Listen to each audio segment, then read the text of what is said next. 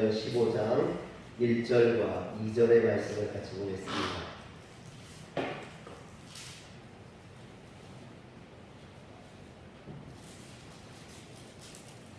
사도행전 15장 1절과 2절의 말씀을 같이 교독하겠습니다. 어떤 사람들이 유대로부터 내려와서 형제들을 가르치되 너희가 모세의 법대로 할례를 받지 아니하면 능히 구원을 받지 못하리라 하니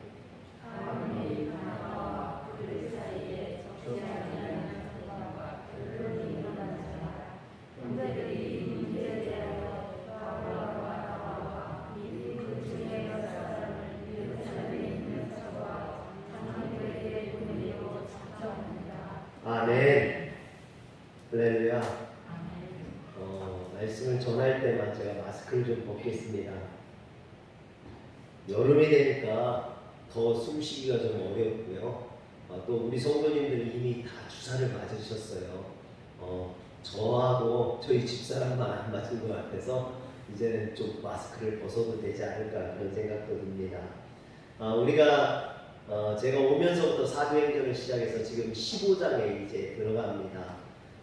이 사도행전은요 교회의 역사예요. 오순절날 마가의 달방에 성령의 역사가 임하면서 이 사도행전이 시작됩니다. 그래서 이 사도행전에는요 교회의 문제, 또 교회의 기쁨, 또 교회가 나아가야 될 길, 또 가장 이상적인 교회의 모습도 여기에 들어있어요. 그래서 제 바람은 이 사도행전을 통해서 우리 화려교회가 이 사도행전을 써나가는 교회가 되었으면 좋겠다. 가장 이상적이고 하나님 기뻐하시는 그런 교회의 모습을 갖추었으면 좋겠다라는 마음에서 제가 이 사도행전을 강의를 시작을 했습니다. 그리고 이제 15장에 들어갑니다. 오늘 이제 15장에 보면 바울과 바나바가 2년여에 걸친 제1차 전도여행을 마치고 수리아 안디옥 교회로 돌아와서 교인들을 모아놓고 선교 보고를 합니다. 하나님께서 그들을 어떻게 인도해 주셨는지, 그리고 그들이 가는 곳마다 하나님이 어떻게 역사해 주셨는지, 또 이방인들의 마음을 어떻게 변화시켜서 그들에게 복음의 역사가 임하고 성령이 그들에게 임했는지를 성도들에게 설명을 해요. 여러분 그 설명을 듣고 그 안디옥 교회의 모든 성도들이 아마 은혜를 받았을 겁니다. 그리고 바울과 바나바가 그 안디옥 교회에 머물고 있었어요. 그런데 그 안디옥 교회 은혜가 충만하고 선교를 하고 기쁨이 있고 그런 안디옥 교회에 문제가 생깁니다. 오늘 15장은 이 안디옥 교회 가장 이상적이라고 하는 가장 칭찬받을 만한 이 교회에 문제가 발생을 합니다. 어떤 문제냐면 15장 1절에 보니까 어떤 사람들이 유대로부터 내려와서 형제들을 가르치되 너희가 모세의 법대로 할례를 받지 아니하면 능히 구원을 받지 못하리라 하니 그랬습니다. 문제의 발단은 유대에서 온 어떤 사람들 때문이었습니다. 그들은 안디옥 교회에게 모세의 관습을 쫓아 할례를 받지 않으면 능히 구원받지 못한다라고 가르쳤어요. 할례 받지 않으면 절대 구원받을 수 없다라고 주장했다라는 겁니다.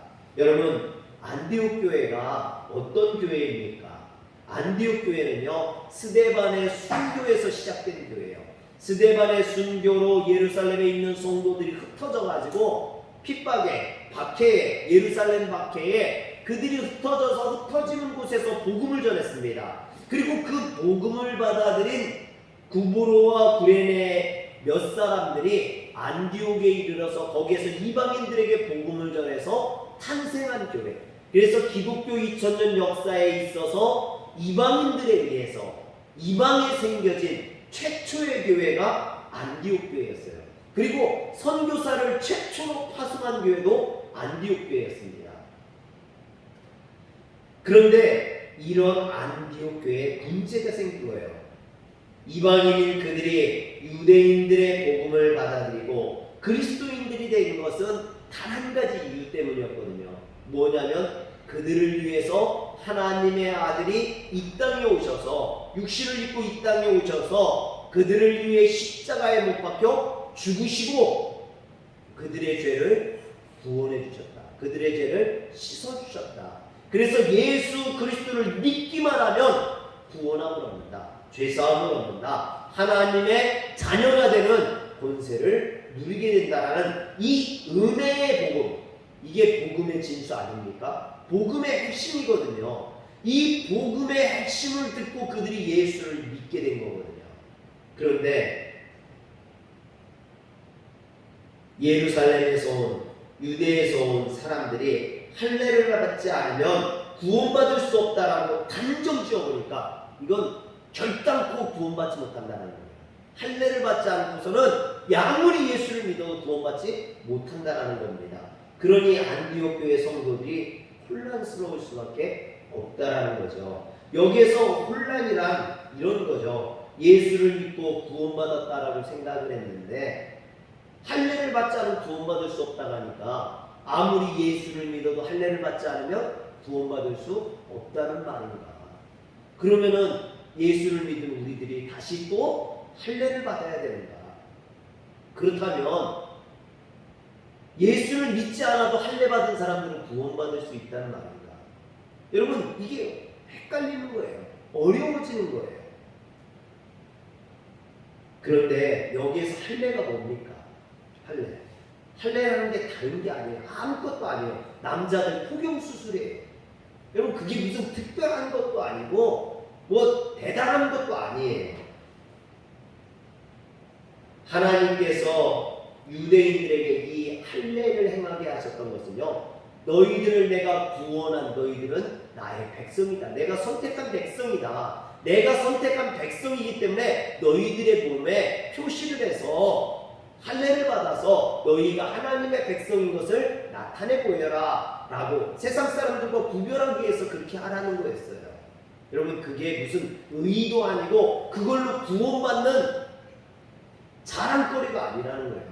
하나님의 백성이라는 그냥 표시인 것 뿐이지, 외적으로 내가 하나님의 백성입니다 하고 표시를 해주는 것 뿐이지. 여러분 소를 키우면요, 그 소가 누구네 집 소인지 거기 등짝에다가 도장을 찍었어요. 그것처럼 우리에게도 그런 하나님의 표시를 남기겠다고 할례를 하는 거예요. 그런데 유대인들은 그것이 마치 의로운 것인 것처럼, 자신들이 그것을 통해서 구원받은 것처럼 자랑거리로 삼았다라는 겁니다. 그런 교만과 착각에 빠져버린 거죠. 이처럼 안디옥 교회에 평치풍파를 일으킨 어떤 사람들은 그와 같은 그릇된 율법주의에 빠져있던 유대인들이었다라는 겁니다. 그들은 그릇된 이론을 신봉하는 공허한 이론가들이었을 뿐이 아니라 그들은 복음에 대해서도 경험해보지 못하고, 그러니까 복음을 제대로 알지도 못하고 이런 안디옥 교회의 상황도 제대로 파악하지 못하는 그냥 옛 유대교에 빠져있는 그런 사람들이었다라는 것이죠. 어떻게 보면 그들을 유대에서 온, 유대로부터 내려온이라고 했거든요. 여러분 이 말이 굉장히 중요한 말이에요. 여러분 유대로부터 왔다라는 것은 그들이 안디옥이나 이 교회의 상황을 전혀 모르는 사람들이라는 겁니다. 예루살렘에 왔다는 의미죠. 이방 땅에서 신앙생활을 하는 안디옥 교인들에게는 이 예루살렘에서 왔다라는 것이 큰 메리트가 있어요. 여러분 저도 성지순례 예루살렘을 되게 가고 싶어 했거든요. 왜냐하면 우리 기독교인들에게는 예수님이 자란 곳, 예수님이 십자가에 못 박혀 죽으신 곳, 부활하신 곳, 예수님이 있었던 그 예루살렘이라는 땅이 성지예요. 그곳이 가고 싶고 우리의 신앙의 모태가 되는 곳이기 때문에 그래요. 그런데 이 안디옥 교회 성도들에게도 아마 그랬을 거예요. 그래서 예루살렘에서 왔다는 것 그 자체만으로도 이 사람들은 안디옥 교회에서 대접을 받고 존귀함을 얻고 그랬을 거예요. 그런데 그들은 그것을 자랑거리, 교만거리로 삼았던 거죠. 그래서 유대인들이 할례 받지 않으면 구원이 없다고 단정해 보이자 이방인 그리스도인들 사이에 소동이 일어나고 그들의 말에 동요하는 성도들이 생겼다라는 겁니다. 여러분, 그래서 이게 굉장히 중요해요.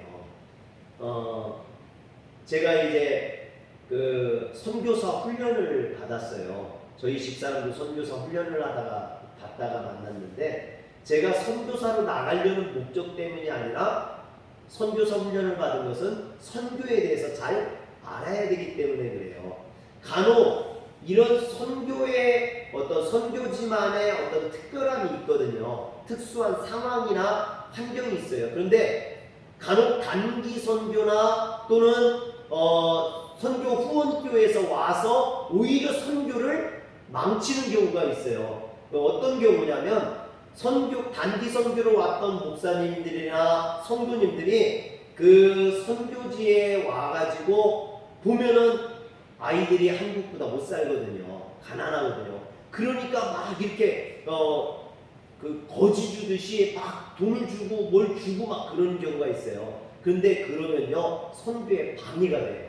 꼭 줄 때는 선교사님을 통해서 줘야 그 선교사님이 그것에서 힘을 얻고 그것을 통해서 복음을 전할 수 있어요. 그런데 오는 사람들마다 돈을 주고 막 자기네들 마음대로 하면요 선교지가 엉망이 돼요. 선교사들 말을 안 듣고요 그 사람들이 거지 근성이 생겨가지고 오는 단기 선교팀에게 가가지고 투고를 하는 일들이 벌어져요.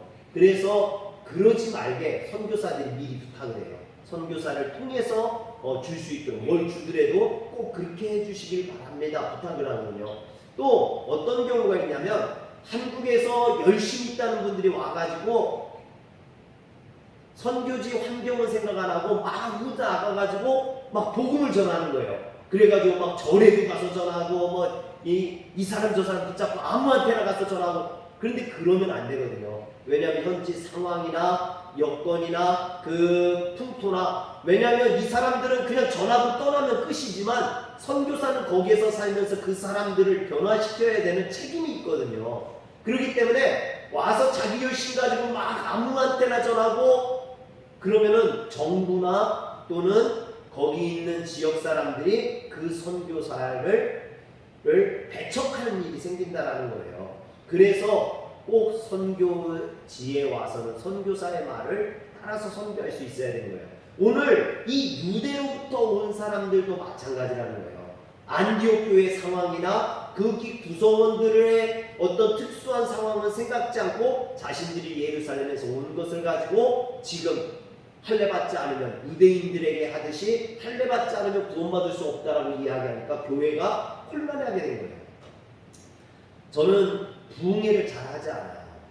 왜 하지 않냐면 제가 충청도에 있을 때 선배 목사님이 자꾸 자기 부흥회를 시켜달라는 거예요. 내가 잘 해줄 테니까 부흥회를 시켜달라는 거예요. 그래서 하도 선배 목사님 부탁하길래 교회 부흥회를 이제 세워드렸어요.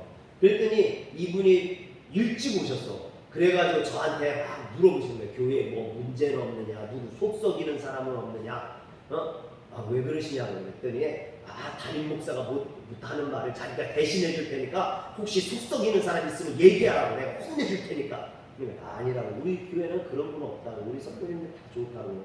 그랬더니 또 막 이렇게 하더니 이 목사 내가 보니까 자가용이 없는데 자가용 필요하지 않냐. 아니에요. 우리 교인들은요 어렵고 다 가난하고 그럴 만한 능력이 없어요. 나한테 맡겨. 그러더니 부흥회를 하는 게 아니라 막 부흥회 말씀을 조금 전하고요 막 그런 얘기를 하는 거예요. 목사님 자가용도 없고 말이야. 장로님, 오장로님 500만 원 내. 최 장로님 500만 원 내. 권사님들 100만 원씩 내. 그러는 거예요. 제가 막 식은땀이 나고, 그래서 부흥회 끝나고 그분 가시고 나서 제가 성도님들한테 사과를 했어요. 이건 부흥회가 아닙니다. 부흥회는 우리의 심령의 부흥을 위해서 해야 되는 거지 목회자 차 사주려고 하는 게 아닙니다. 장로님 안 하셔도 됩니다. 권사님들 안 하셔도 됩니다. 저 자가용 필요 없습니다. 우리 교회가 은혜 받고 성장하는 게 중요한 거지 그런 게 중요해. 부흥회하러 왔다가 오히려 목회를 망치고 가는 거예요. 얼마 전에 이제 바란교회 권세도 목사님하고 얘기할 기회가 있어서 얘기를 하는데 그런 얘기를 해요. 저희 임원진들한테 지방 국회를 우리 교회에서 하는 건 좋다. 근데 할 때 강사를 섭외할 때 나에게 얘기를 해달라. 왜냐하면 내 목회와 반하는 강사가 와서 얘기를 하고 가면 거기 반절 이상은 우리 교인인데 내 목회가 지장을 받는다. 와서 잘못된 걸 얘기하고 가면, 엉뚱한 걸 얘기하고 나면 내 목회가 지장을 받기 때문에 그런 분이 아닌지를 내가 검증하고 싶다. 그래서 제가 동의를 했어요. 그건 맞는 말이에요. 여러분, 그냥 밖에서 부흥사라고 강사라고 와가지고 엉뚱한 소리 하고 가면요 교회가 엉망이 되는 거예요. 지금 유대에서 왔다고 해가지고 안디옥 교회에서 이런 이야기들을 하니까 안디옥 교회, 하나님의 칭찬받을 만한 건강한 교회였던 교회가요 삽시간에 혼란을 겪고 분열을 겪고 어려움을 당하는 그런 일들이 벌어지고 마는 겁니다.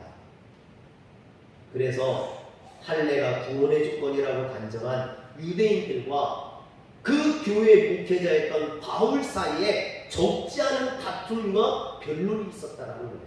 2절을 보세요. 2절. 바울 및 바나바와 그들 사이에 적지 않은 다툼과 변론이 일어난지라 형제들이 이 문제에 대하여 바울과 바나바와 및 그 중에 몇 사람을 예루살렘에 있는 사도와 장로들에게 보내기로 작정하니라. 여기에서 우리말 적지 않다라고 번역된 헬라어가 우크 올리게스라는 말인데요. 이것은 양으로 따질 때는 많다라는 뜻이고 길이를 따질 때는 길다라는 뜻을 갖고 있어요. 또 다툼으로 번역된 스타시스는요 폭동, 반란을 의미하는 말이에요. 그리고 변론이라는 제테시스라는 말은 논쟁, 언쟁이라는 말이에요.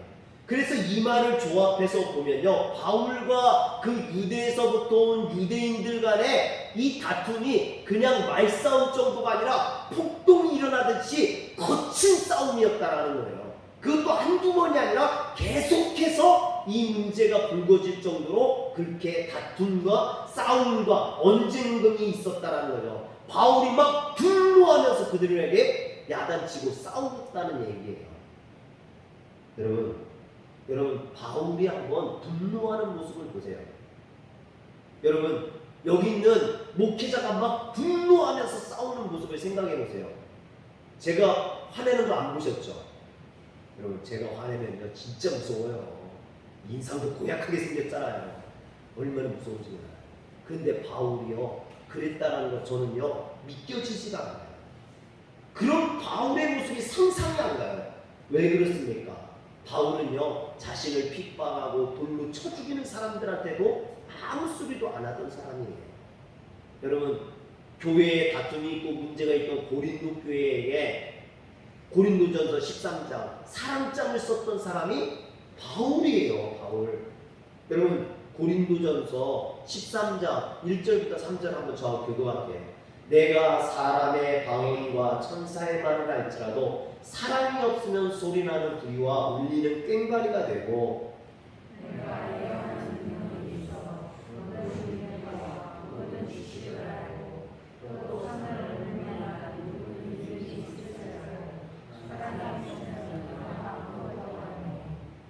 내가 내게 있는 모든 것으로 구제하고 또 내 몸을 불사르게 내줄지라도 사랑이 없으면 내게 아무 유익이 없느니라. 여러분 이렇게 사랑을 강조하는 사랑이 없으면 아무것도 아니라는 겁니다. 말하는 거, 뭐 능력 있고 신념, 어떤 행동 그런 것들이 사랑이 없으면 아무 필요 없다는 거예요. 그래서 여러분 결론이 뭐였습니까? 여러분 잘 아시잖아요. 사랑장의 결론 믿음, 소망, 사랑 이 세 가지는 항상 있을 것인데 그 중에 제일은 사랑이다. 여러분 이렇게 사랑을 강조한 사람이 바울이라는 거예요. 뿐만 아니라 에베소서 4장 26절과 27절에 보면요 저와 한번 교도할게요. 분을 내어도 죄를 짓지 말며 해가 지도록 분을 품지 말고 아멘. 여러분, 분내지 말라는 거예요. 분내도 죄를 짓지 말라는 거예요. 그러면 내가 분내고 그것을 풀지 않고 있으면 내 안에 뭐가 들어온다고요? 마귀가 들어온다는 거예요. 여러분, 이런 말을 했던 바울, 사랑해야 된다고 분내지 말라고 했던 바울이 지금 유대에서 온 사람들에게 분내고 다투고 싸우고 있는 거예요. 그러니 이런 바울의 모습이 어떻게 이해해야 됩니까? 여러분, 사람들에게는 고린도 교회 성도들에게는 사랑하라고 말해놓고 에베소 교회 성도들에게는 다투지 말고 분내지 말라고 해놓고서나 지금 바울이 분내고 싸우고 다투고 있잖아요. 여러분, 이중인격입니까? 다른 사람들에게 그러게 해놓고 자기는 그러지 못하는? 여러분, 아니죠. 바울이 이렇게 분내고 싸우고 있는 이유는요, 자기 생명이었다면 차라리 내주고 말았을 거예요. 그러나 이 문제만큼은 이것은 그냥 넘어가서는 안 된다는 거예요. 그만큼 중요한, 타협할 수 없는 문제라는 거죠. 그래서 바울은 이 문제를 해결하기 위해서 수리아 안디옥에서 무려 480km나 떨어진 예루살렘까지 가서 예루살렘에 있는 사도들을 다 불러 모으고, 그래서 제1회 예루살렘 공의회가 열릴 정도로, 그럴 정도로 이 문제가 중요한 문제라는 거예요. 여러분, 480km면요 어느 정도 되냐면 파주 판문점에서요 해운대 해수욕장까지가 450km인가 그렇게 되더라고요. 그것보다 더 먼 거리를 바울이 예루살렘까지 가가지고 이 문제를 확답받고 올 정도, 그렇게 중요한 문제였다라는 겁니다. 여러분, 그래서 이 동일한 문제가 어디에 또 나오냐면 갈라디아서에 나와요. 갈라디아. 바울이 복음을 전했는데 그 갈라디아서에도 유대에서 온 사람들이 똑같이 할례를 받지 않으면 구원받을 수 없다라는 말을 해서 이 갈라디아 교회가 문제가 생깁니다. 그랬을 때 바울이 이 유대에서 온 사람들을 뭐라고 했냐면, 갈라디아 2장 4절에 보면 가만히 들어온 거짓 형제다라고 이야기했어요. 그리고 갈라디아서 1장 9절에 보면 그들을 향해서 저주를 받을지어다 그랬어요. 바울이 전한 복음은 인간의 죄값을 대신 치르기 위해 십자가의 제물로 돌아가신 예수님을 믿음으로 구원을 얻는다는 것입니다. 오직 하나님의 은혜로만 구원받는다는 은혜의 복음이에요. 그런데 그들이 전한 복음은 할례가 구원의 절대 조건이 되는 거짓된 복음이라는 거죠. 그렇기 때문에 이런 거짓된 복음을 전하는 그들을 그냥 놔둔다면 예수님이 십자가에 못 박혀 돌아가신 것이 의미가 없어지는 거예요. 예수님이 십자가에 못 박혀 죽은 것이 의미가 없다는 거예요. 왜? 할례받으면 구원받는다 하면 예수님이 십자가에 죽은 이유가 무엇이 있었겠습니까? 또 성도들의 신앙이 잘못되고 결국은 교회를 무너뜨리게 되는 일이라는 거죠. 그렇기 때문에 바울은 그들과 싸워 복음을 지키고 교회를 지키려고 했던 거예요. 사랑하는 성도 여러분, 우리가 다른 것은 다 이해하고 용서하고 사랑한다 할지라도 신앙만큼은 이것은 타협할 수 없는 문제예요. 할렐루야. 제가 부모님 모르게 교회를 다니다가 고등학교 2학년 때 1년 넘게 교회를 다녔는데, 2년 가까이 교회를 다녔는데 드디어 꼬리가 길면 아버지한테 잡혔어요.